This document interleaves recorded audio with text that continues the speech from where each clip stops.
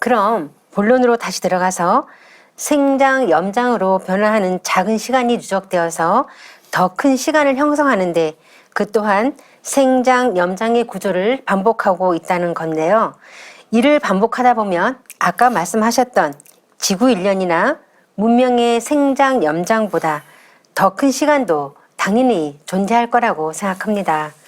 이 부분에 대해서 소호사님 한 말씀 해주시죠. 이 더 큰 지구 1년이나 문명의 생장 염장보다 더 큰 주기의 시간에 대한 말씀이었는데요.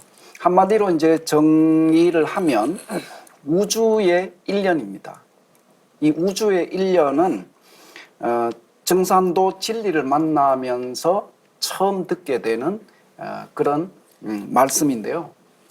정산상제님께서는 이 우주에 1년의 순환 법칙이 있다는 것이고, 그 우주 1년의 순환 법칙의 이 세부적인 변화 질서가 생장, 염장이라고 이제 정의를 해 주신 것입니다.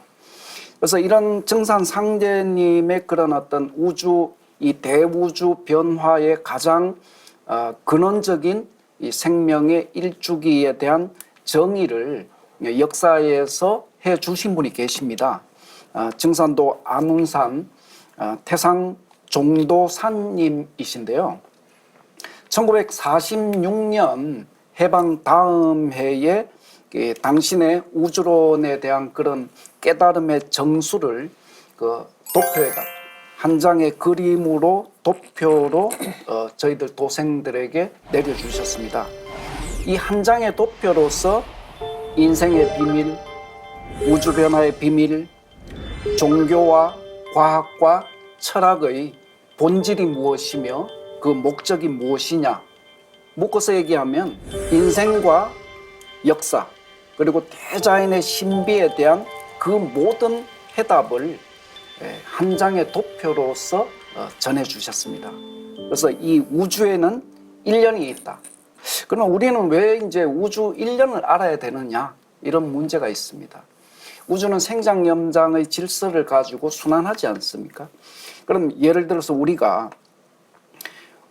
인간과 문명의 시원사, 어디에서 도대체 어떻게 출발했냐?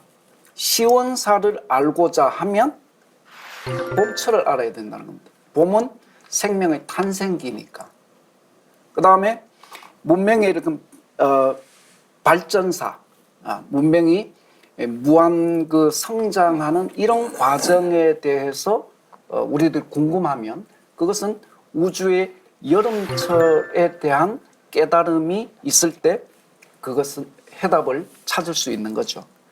그리고 세 번째 이제 인류 문명의 완성, 인간 개개인의 생명의 완성뿐만 아니라 문명의 완성사에 대한 한 소식을 들으려고 하면 우주에 가을이 온다는 가을 개백 소식.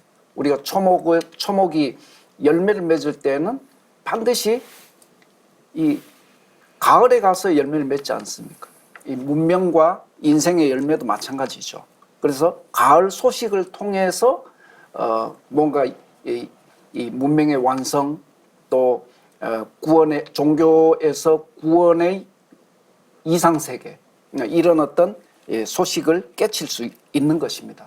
그리고 우리가 과학에서 이제 우리가 살고 있는 지구는 주기적으로 빙하기가 있었다라고 하는데 그 빙하기는 바로 우주의 마지막 계절인 겨울철 이야기입니다. 새봄을 준비하는 그런 계절 이야기거든요. 그래서 다시 정리를 하면 인생과 역사 문명에 대한 그런 어떤 이 궁극적인 해답을 구하려고 하면 반드시 이 우주에 1년이 있는 것을 알아야 됩니다. 왜 그러냐 하면 태상정도사님께서는 자연 섭리와 인간 역사가 따로 가는 것이 아니다. 이렇게 쉽게 정리해 주셨습니다. 우리는 지금까지 인간 역사는 역사대로 인간의 그냥 이성과 이런 것을 바탕으로 열심히 땀 흘리고 노력하면 문명이 발전하는 것이다. 이렇게 따로 인식을 했거든요. 자연과 분리시켰던 거죠. 근데 역사와 이 자연의 변화 섭리는 일체가 되어서 가기 때문에 우리는 반드시 역사 비밀과 인생의 비밀을 알려고 하면 반드시 우주일련을 알아야 된다. 이렇게 정리를 할 수 있겠습니다.